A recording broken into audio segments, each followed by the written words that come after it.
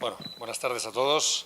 En lugar quería agradecer a todos los que han hecho posible que esté yo aquí hoy, a la Fundación Integral Risk Management, al Gobierno de la Nación, que sé que también ha puesto su empeño, al Gobierno de Envigado, a los bomberos de Envigado, que me han acogido por segundo año consecutivo, a la universidad, que otra vez estamos aquí con vosotros colaborando, por tanto, muy agradecido de poder venir aquí a compartir con vosotros pues algo que ha sido una pasión para mí, ¿no? Yo, nuestra compañera ha dado un currículum muy extenso. A mí me gusta reducirlo. Yo soy bombero por vocación, hace 30 años que soy bombero, y estoy especializado, operativamente trabajo en todo tipo de servicios, lógicamente, pero estoy especializado desde hace muchos años en el trabajo en accidentes de tráfico. Tanto que he llegado a traspasar las fronteras de mi servicio para intentar juntarme con corrientes de todo el mundo, intentar ver pues, por dónde van los tiros y qué es lo que juntos, unidos, los bomberos del mundo podemos hacer para mejorar los estándares de intervención en accidentes de tráfico. Bueno, entonces ya voy a empezar un poquito con lo que venía a contaros, que sería un poquito cómo debe ser la estructura de un equipo de rescate en accidentes de tráfico. Se ha hablado mucho, hay muchas escuelas, hay muchas tendencias, pero como os digo, es muy interesante y en un mundo tan globalizado como este en el que estamos, intentar juntar esfuerzos y intentar ir todos a una. Yo os voy a hablar del modelo que tenemos adoptado en la Organización Mundial de Rescate, de la cual soy asesor, soy juez de esta Organización Mundial de Rescate, y os voy a explicar un poco la estructura que creemos, que consideramos que debe tener un equipo de bomberos que interviene en una situación real de accidentes de tráfico. Nosotros tenemos estrategias de entrenamiento, etcétera, etcétera, concursos de rescate, todo ello va encarado a que la realidad sea lo más parecido a esto. Por tanto, en ningún momento confundamos lo que sería la teoría, lo que sería la práctica, con un mundo aparte de lo que es la realidad. No, entrenamos para ser mejores en la calle, no tenemos ningún otro motivo. Bien, vamos a empezar. En primer lugar, fijaros que hablamos de equipo, un equipo de intervención de rescate. ¿Podríamos llamarle también un grupo? Bueno, vamos a intentar aclararlo. ¿Qué tenemos? ¿Grupos de rescate o necesitamos equipos de rescate? Vamos a empezar definiendo un poquito lo que sería un grupo y lo que sería un equipo. Un grupo es un conjunto de personas que se unen para alcanzar un objetivo. Bueno, hasta aquí vamos bien, ¿no? Es importante trabajar en equipo, o trabajar en grupo en este caso, para alcanzar objetivos comunes. No obstante, vemos que si bien el objetivo puede ser común, los resultados se valoran bastante en los grupos en base a la labor que realiza cada individuo, a los méritos personales de cada uno de los individuos. Además, en los grupos no hay una excesiva diferencia en las tareas asignadas y el liderazgo, si lo hay, que no siempre en los grupos hay un líder, lo ejerce una única persona. ¿Vale? Esto sería un grupo, es una unidad muy eficaz, pero bueno, que tendría estas características. Vamos a ver qué es un equipo.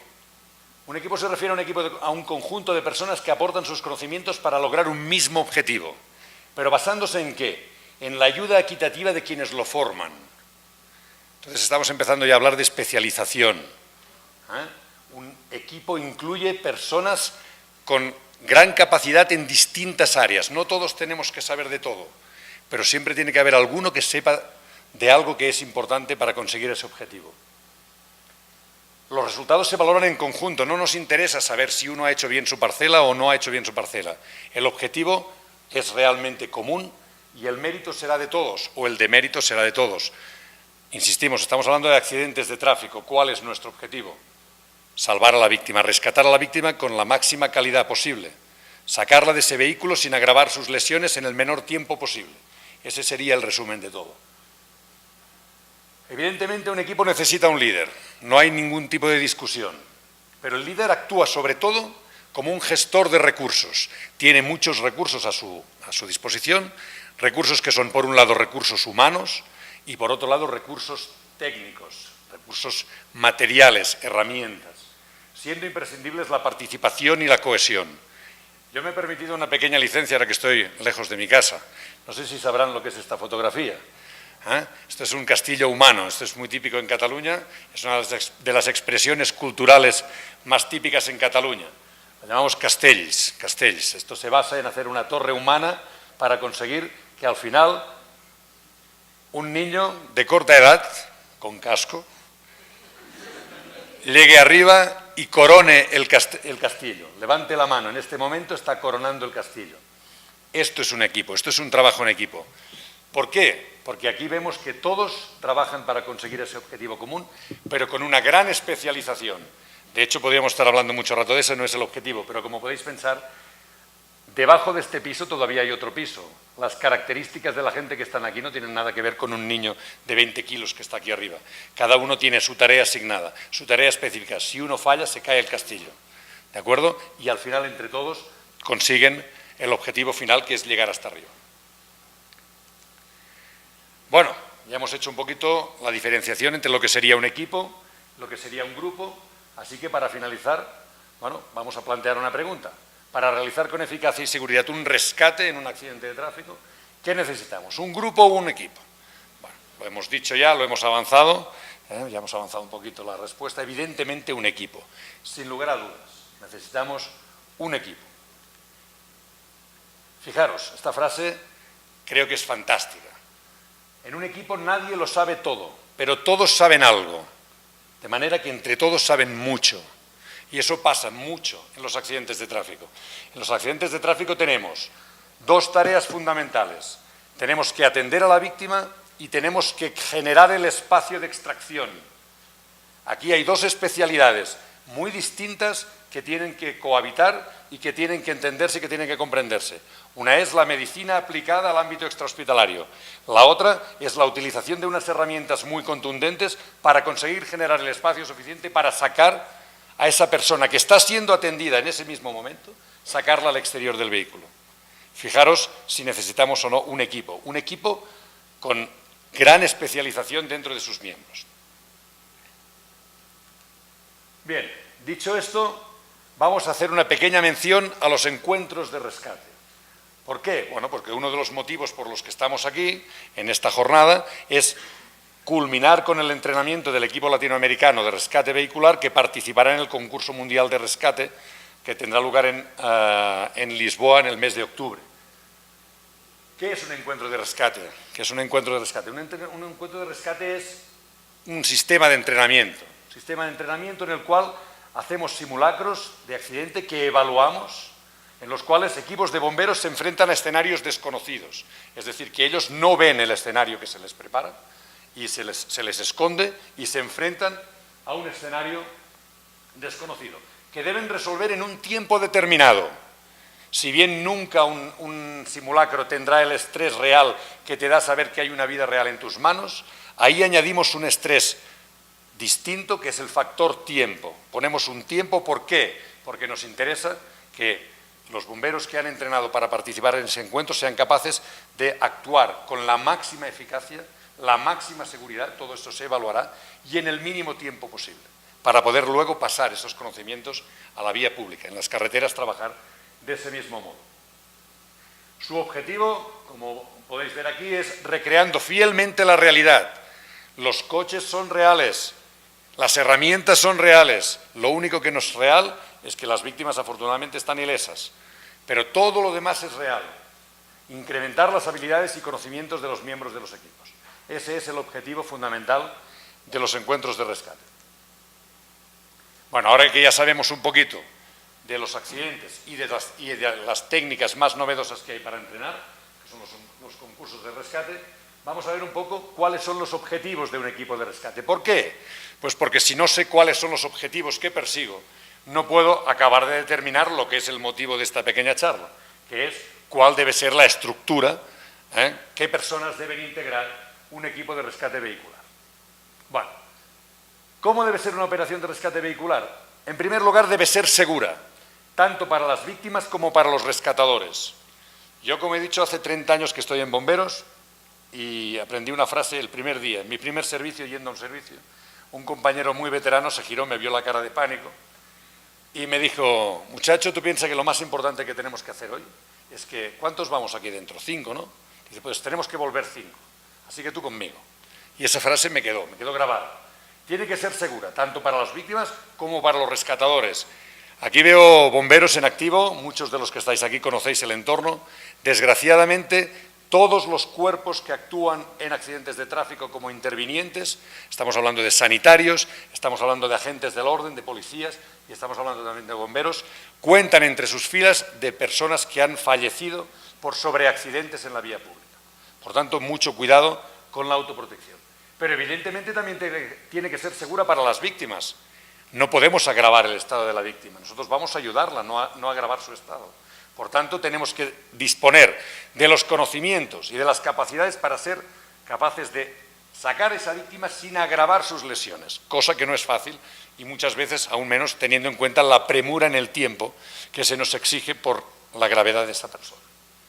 Por tanto, queremos operaciones seguras para todos los presentes, víctimas y rescatadores. Queremos actuaciones que sean adecuadas a las necesidades de la víctima. La técnica no está por encima de nuestro objetivo es la persona. Debemos adaptar todo nuestro conocimiento para poder conseguir dar a esa persona lo que ella necesita en ese momento. La vía de extracción que necesite, vía de extracción por la parte posterior del vehículo, por la parte lateral, en una posición, en otra, más urgente, menos urgente, según su estado de gravedad, etcétera, etcétera. Debe ser carente de acciones innecesarias o ineficaces, es decir, debe ser eficaz. Cualquier acción que se haga, esto lo valoramos mucho en los concursos, que la gente no haga cosas que no llevan a ningún lado. Cuando nosotros vemos un bombero en un encuentro de rescate que está haciendo algo y te tienes que preguntar, ¿este hombre a dónde va? ¿Qué quiere hacer? ¿Qué está haciendo? Y al final de la maniobra ves que no quería hacer nada, que realmente ni él sabía lo que estaba haciendo. Eso es lo que tenemos que evitar en una buena operación de rescate vehicular. Por tanto, queremos acciones seguras, adecuadas, eficaces y, muy importante también, rápidas. Rápidas pero no precipitadas. La precipitación nos lleva al desastre en el rescate vehicular. Nos lleva al desastre. Aparte, tenemos que tener muchos conocimientos y tenemos que trabajar mucho con los sanitarios porque realmente hay acciones que técnicamente parece que nos facilitan las cosas y después, en cambio, lo que hacemos es complicar mucho el cuadro de la víctima. Por ejemplo, si hay una persona que tiene un aplastamiento, liberar a esa persona rápidamente puede acarrearle secuelas físicas muy graves. Es un trabajo multidisciplinar extraordinario. A mí me apasiona trabajar en accidentes de tráfico.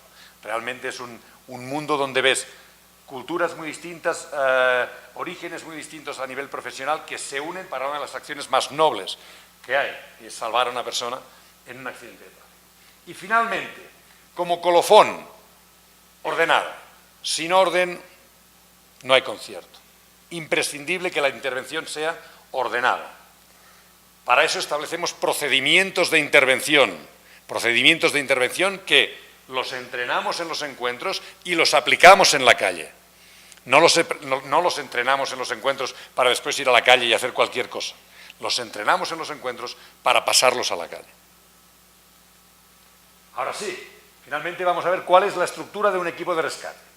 Muy bien. Evidentemente, algunos me podréis decir, hombre, pero es que en mi estación de bomberos hay más gente, hay menos gente, no tengo capacidad para juntar tanta gente en un momento determinado, o somos más. Bueno, la idea básica sería esta.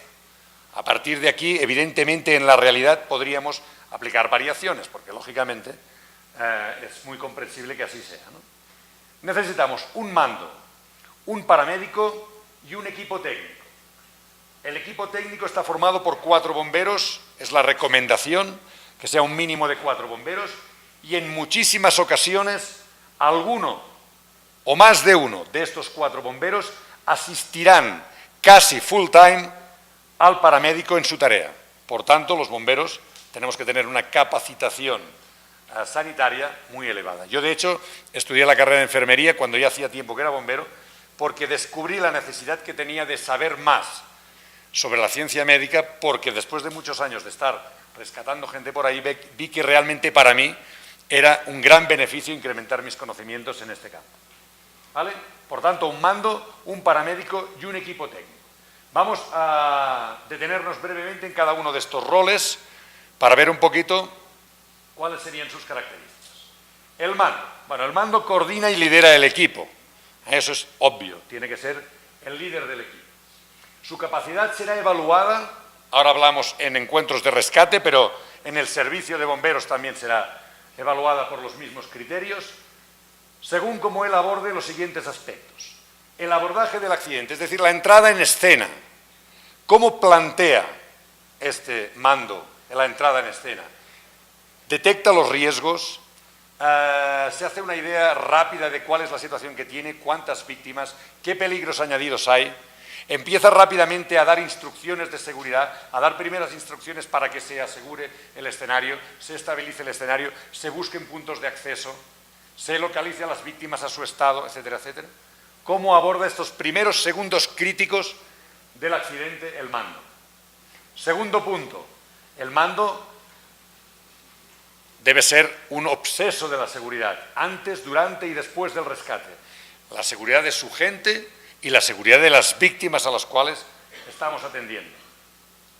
El mando, lógicamente, y ahí un poco sería la parte más reconocida, debe ser el responsable de decidir las estrategias de intervención. Los compañeros que están aquí, que son bomberos, saben que hay muchísimas técnicas distintas para generar espacio en un vehículo. Y evidentemente no todas son adecuadas a todas las situaciones. Hay muchísimas situaciones distintas y muchísimas maniobras distintas. Pues bien, el plan de acción lo deberá determinar el mando y deberá comunicarlo, evidentemente, al resto de actuantes para que sean los que lo ejecuten, siempre, lógicamente, bajo su vigilancia. Debe ser un líder y debe controlar la situación. Debe dar apoyo al equipo en todo momento, ver cuáles son sus carencias, ver qué es lo que necesita para estar atento a cualquier evolución del siniestro y, obviamente, ya lo he dicho, pero lo repito, debe estar preocupado y mucho por la víctima. Todos, me remito de nuevo a los bomberos que estáis aquí, todos los que hemos ido a un accidente de tráfico y hemos encontrado que desgraciadamente las víctimas habían fallecido, se ha acabado el tema. Para nosotros se ha acabado el accidente de tráfico. Ya está. No hay nada que merezca la pena hacer allí porque la vida que nosotros queríamos salvar ya se ha perdido. Por tanto, si bien el líder, el mando, tiene que tener unos conocimientos técnicos muy grandes y tiene que tener una gran capacidad de improvisación y de variación, lo primero que tiene que ser es ser muy consciente de que su objetivo es la víctima y de que nada está por encima de eso. Seguimos. El mando es un gestor de recursos, tanto humanos como materiales, y debe aprovecharlos al máximo. ¿Vale? Las situaciones de emergencia se caracterizan, y los accidentes lo son, se caracterizan muchas veces por una desproporción entre los recursos que tenemos para hacer frente en un primer momento a lo que está pasando y las dimensiones reales de esa situación. Por tanto, debe ser capaz de hacer mucho con muy poco. Debe tener la capacidad de integrar las aportaciones de los miembros de su equipo. Esto liga con el primer punto. Estamos diciendo que es un gestor de recursos. Su principal recurso es el recurso humano. Por tanto, debe ser humilde en el sentido de que si alguien le aporta una idea, debe ser capaz, y es buena, y es incluso mejor que el plan que él tenía, debe ser capaz de integrarla. Pero eso en ninguno de los casos debe restarle, debe menoscabarle autoridad. Al contrario, lo honra como buen mando el hecho de ser capaz de integrar la idea de uno de los miembros de su equipo. Debe ir siempre un paso por delante. ¿Un paso por delante para qué? Para poder anticiparse a cualquier problema que pudiera surgir a lo largo del rescate. Él tiene que estar viendo que esa puerta no se abre, que esa herramienta se está dominando, cuidado que vamos a romper la herramienta, vamos a atacar por otro lado. No esperaremos a que reviente la herramienta, o si el operario está haciendo el compañero del equipo técnico está haciendo una acción errónea, no va a esperar a que eso haya salido mal, se va a anticipar, lo va a parar, lo va a corregir. Esa es su misión. Y debe ser capaz de compaginar las necesidades de la atención médica con las puramente técnicas. Esto es un enorme mareo para los equipos de rescate. Queremos sacar a la víctima, necesitamos generar espacio, queremos atender sanitariamente a la víctima para que esté lo mejor posible. Pero es que tenemos un espacio muy pequeño para hacerlo. Y el sanitario, entre comillas, molesta a los técnicos y los técnicos molestan al sanitario. Tenemos que ser capaces de entender que es un trabajo multidisciplinar y que ninguno es más importante que el otro. Por tanto, estamos condenados a entendernos en ese aspecto. El paramédico es una pieza clave del equipo. No debemos olvidar lo que ya he dicho en repetidas ocasiones. Vamos ahí a salvar a una víctima. Sin víctima no hay accidente. Por tanto, es una pieza clave del equipo. será lógicamente el encargado de atender a la víctima y valorar la gravedad de sus lesiones. Y precisamente, atendiendo a la relevancia de su papel, en muchas ocasiones, en muchos momentos del rescate, deberá coordinar a algunos o incluso a todos los miembros del equipo, llegando incluso temporalmente y con la autorización del mando a asumir el mando de la operación. Os pongo un ejemplo. Cuando la víctima está ya, se ha generado el espacio para su extracción final, se pasa el mando al sanitario, que es el experto en lesiones físicas y el que sabe exactamente cómo está esa víctima, para que coordine la salida de esa víctima al exterior. El equipo técnico ya ha acabado, ya ha generado su espacio. Se pone a disposición del sanitario y atienden a sus órdenes. Vamos a levantar a la cuenta de 3, 1, 2, 3, para arriba, vale, manos, un palmo más, parar, tú sal, tú entra, etcétera, etcétera. Y todo eso lo coordinará el sanitario. Vamos a por el equipo técnico. El equipo técnico ejecutará los planes establecidos por el mando. Será el que, si el mando determina que vamos a hacer un desmonte lateral en coche de 4 puertas, más un desmonte parcial de techo hacia adelante, más un desplazamiento de tablier, pues es el que tiene que saber qué es todo eso y es el que tiene que ejecutar. Lógicamente el mando velará porque lo ejecute bien, pero por tanto ya se intuye que el conocimiento técnico que tienen que tener los miembros del equipo técnico de rescate es muy elevado. ¿Y cómo debe ejecutar esas órdenes? ¿Cómo debe ejecutar el plan establecido por el mando? Pues con seguridad y con eficacia. Pensar que estamos hablando de herramientas que, en algunos casos, las herramientas hidráulicas, por ejemplo, trabajan a 720 bares, 720 atmósferas de presión. Cualquier accidente con una herramienta de ese tipo puede ser gravísimo. Sierras de sable. Estamos generando superficies de corte. Cuando hemos cortado una parte de la estructura, generamos superficies que son muy hirientes. ¿De acuerdo? Por tanto, el riesgo en la zona de rescate es muy grande. Por tanto, las maniobras tienen que ser seguras y tienen que ser eficaces en todo momento. Deben ser los encargados de mantener el orden de la zona de operaciones. No podemos estar buscando una herramienta que hemos usado hace 3 minutos y ahora ya no sabemos dónde la hemos dejado. Organizaremos una zona de herramientas para poder saber siempre dónde están las herramientas. Y en la zona cero, que diríamos, del punto de rescate, solo tendremos las herramientas que necesitamos para ese momento concreto de la intervención. ¿De acuerdo? Si el equipo es bueno, el mando delegará en ellos la elección y el uso de las herramientas. ¿Por qué? Porque si se fía de ellos, que es lo correcto, si son buenos, si yo sé que los hombres con los que estoy trabajando son buenos, les diré lo que tienen que hacer, pero les voy a dar carta blanca para que ellos lo hagan. Luego supervisaré la faena, si lo hacen mal, los corregiré, pero les puedo dejar que ellos escojan sus herramientas. Deben tener una gran capacidad de trabajo en equipo y una gran capacidad de desarrollar actividades simultáneas. Esto es importantísimo. En un accidente de tráfico no podemos ver gente parada, no podemos ver gente esperando a que otro acabe de hacer algo que está haciendo.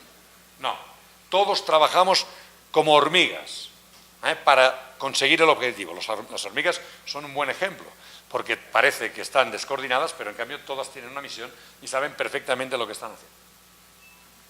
Y lógicamente, y lo pongo a propósito de nuevo, trabajando siempre, el equipo técnico también, con un profundo enfoque hacia la víctima, con una preocupación importante por el bienestar de la víctima en todo momento. Podríamos estar hablando muchísimo de muchas otras cosas, pero dejadme que os explique un pequeño detalle. Las víctimas, especialmente las víctimas que están conscientes, cuando tienen un equipo de bomberos trabajando a su alrededor, a veces su estrés se incrementa, porque realmente estás rodeado de 6 tíos con cascos, con unas herramientas muy contundentes, que cortan, que hacen un ruido bestial, entra una sierra, te pasa por encima de la cabeza y tú piensas, si no me he matado en el accidente me voy a acabar de matar ahora. ¿Vale?